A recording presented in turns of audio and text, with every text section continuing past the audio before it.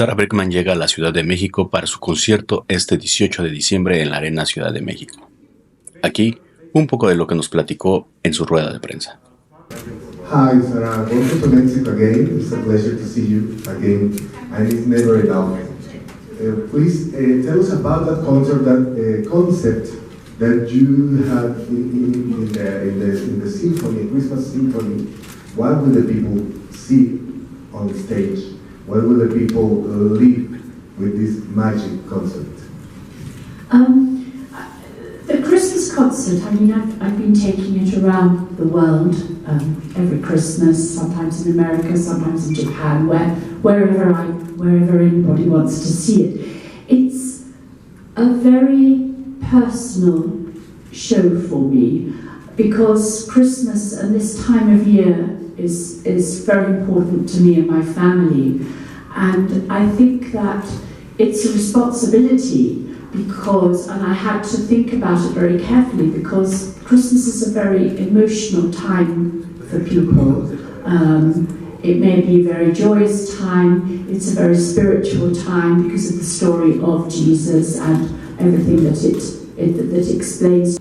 And so it was important for me to pick the right kind of music that would please many different people, many different emotions. So I spent a lot of time working on it, and I'm very happy to bring it here. The set list is focused on Christmas songs, or we will have many of your hits? Well, what we've done, I wanted it's not a show that's going to have Rudolph the Red-Nosed Reindeer or, those kind of songs. It has, religious pieces in it, as well as sort of party-time pieces. Some pieces, there are a couple of songs which are for people that are not going through such a good time at Christmas. And what I've done, I've managed to weave, because I have done a seasonal album with kind of winter type songs. I managed to weave my hits into it, and we've given them slightly different arrangements which may give it more of a Christmas feel. And of course many people with the more classical pieces, they'll go and see operas or classical music before Christmas, which isn't necessarily anything to do with Christmas, but it has a really wonderful Christmas feel about it. And it's something that they see at that time of year. So it has some of those pieces in it. So it's very eclectic actually, but it's very emotional, the whole thing. And I've been having like 3 or 4 standing ovations, 5 sometimes during the show, when I've been doing it in the United States, just where I come from. So I think it's working for people. The next year, do you have plans to make an album with just hits in collaboration with other things? And my second question is, what is your favorite place to eat here in Mexico? I never have time to eat here in Mexico. I actually always say to people, if I'm here for some time, I'd far rather eat at somebody's home, because I've always heard that the actual cooking and the food is much better if you eat at somebody's home. So that's what I would do if I had more time. Welcome to México. Mi pregunta es, estoy escuchando de que este evento viene cargado de mucha espiritualidad. Hace un momento mencionaste a Jesús. Entonces mi pregunta es, tú siendo una mujer tan importante, tan exitosa en el arte, ¿eres persona creyente de Jesús? Definitely, I'm a Catholic. So this is very deep with my family. So these times of year are very important. So this is why I think that Christmas and the story of Jesus and everything that it encompasses at this time of year is very important for people who are religious in this way, because it's the drawing of the year. We're able to look back on the year. We're able to sort of in a way, I suppose for me that the birth of Jesus is it's very cleansing, the whole thing, and so it's just very important. That's all. When I'm singing a lot of these songs, all the memories that I have, being with family and sad times, good times, what has happened in the year, you know, the strange times that we live in with the world and the wars that are happening and everything. There's a lot of inner thought happening while I'm singing the songs, and you know, some of the songs, of course, are familiar to us because they're Christmas pieces and whatever. So it's yes, it's emotional for me doing it, and it's very enjoyable actually. What's your connection of Mexico at this time? Are you going to have a special number of Mexico? I mean, I'm here for such a short time. My connection with Mexico, right from the beginning, for me anyway, personally, has felt very close. There's something familiar about it. The way that the people are. I felt, and the culture here, everything I felt very connected to right from the beginning. I suppose there are some familiarities, although thousands of miles away. My family lived in Spain for a while. So, you know, little things, customs that are I feel close to.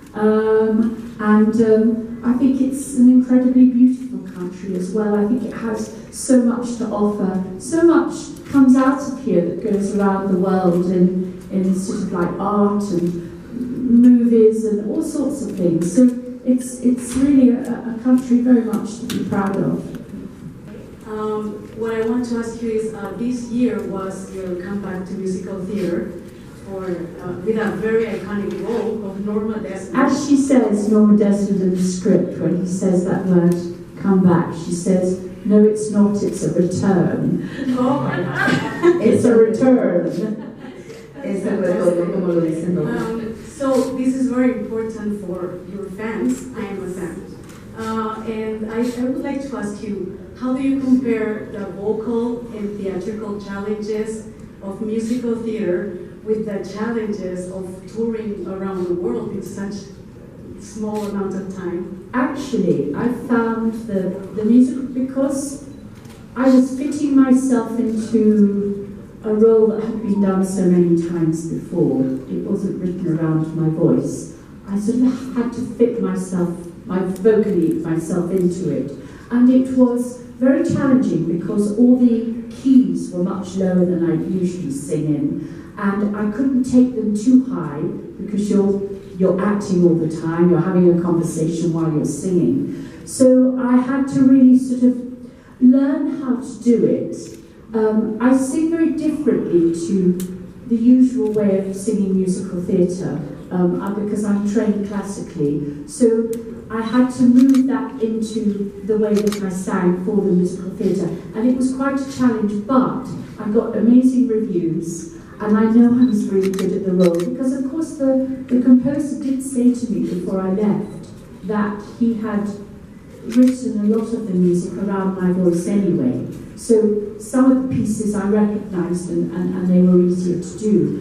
But what an amazing role! I was very challenged, but I know I did it really wonderfully, and I feel very grateful that I had the opportunity to do it. What can we expect in terms of production? Here it is the translator, and she asked the question. Okay. What can we expect out of this concert in terms of production and show? I keep working on this show because we managed to create more and more beautiful light. And I use the word light because I always think in terms of the birth of Christ, the light, those sort of things. So the light has been very important. So that's mainly what visually you see in these beautiful lights in this show.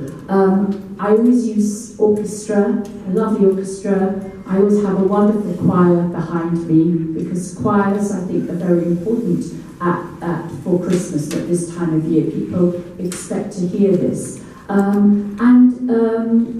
The set is very lovely, it's very simple, but people say to me when they watch the show as a visual as well as, you know, the audible, they just say it goes by so quickly because they're having such a beautiful time with it. That's really production value for me is very important, always. So I think it's a beautiful looking show. It's what I love about Mexican people is their emotions are very forward. You know, when they're feeling something, you can really see it. They show this, and so I probably in Mexico always know if I've done a bad show or a good show because you know it's very when I've done a wonderful show for people, they're very exuberant. They really show their emotions, and for an artist, we always appreciate this because we're up there on the stage, we're by ourselves, especially as a solo artist. So when you get wonderful reaction from an audience, it becomes one. You're all in it together, and that is really the best way to perform. It's every culture, every place in the world is different, but you can still feel when you walk on the stage and you start to perform and start to sing, you can still feel what is coming off the audience, even if they're, for example, the Japanese audience is much quieter, but they won't make any sound throughout a whole performance, but then at the end they really show it. Whereas Mexico, for example, they'll show their emotion right the way through the performance. It's fun, and that's why I feel very privileged to be an international artist, because I get to experience all these different people. Recuerdo la primera vez que te escuché junto a Andrea Bocelli y para mí fue una experiencia muy significativa, y leo justamente que aquí en el show dice invitados especiales. ¿Podemos esperar algún tipo de visita en particular? Y la segunda es si nos puedes dar un pequeño adelanto de qué podemos esperar para el show. The first one, I don't know with Andrea and myself. I mean, we had this wonderful hit together, and then we sort of went on to our own careers. We had our own careers before we did that Time to Say Goodbye duet, and now we carried on as we did before.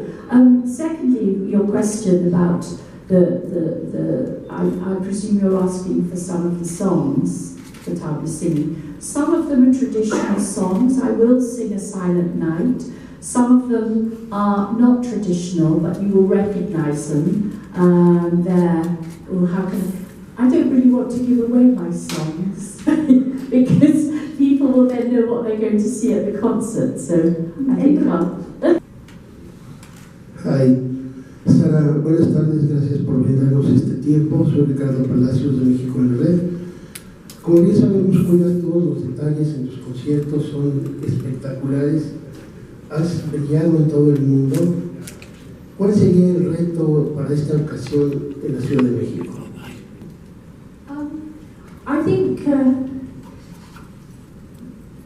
getting older I'm going through the journey of getting older, because I've been really performing since I was 11, and I started doing competitions as a child since I was 3. So I've been working in this, I suppose, this industry for a very long time. And it's been very interesting seeing the changes that happen as you get older. And what I found is, of course, physically, as you get older, it gets harder and harder. That is a challenge. But what is wonderful is the experience that I'm gaining, and the confidence that I have is so much greater, and I become more experimental about things. I'm not necessarily safe when I perform, and so that is a really wonderful experience for me and for my audience. Sarah, Miguel. How long is the concert, and what is your personal favorite song in Christmas for you?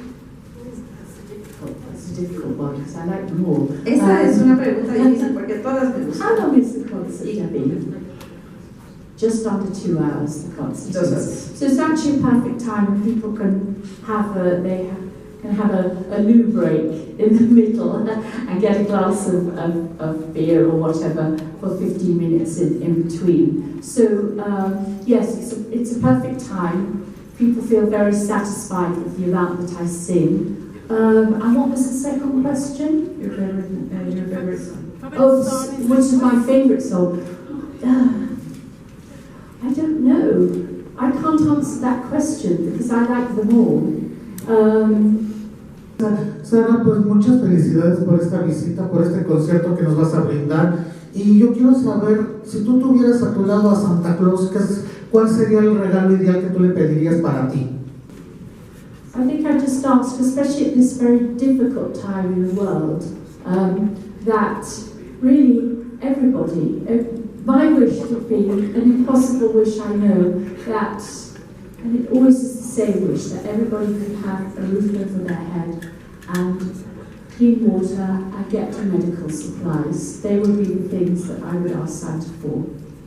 I really thank you for coming today. I know it's always an effort, but it's really nice. It's just lovely to be back here and just enjoy the short time that I have here. Thank you very much. Les agradezco infinitamente, gracias por el esfuerzo.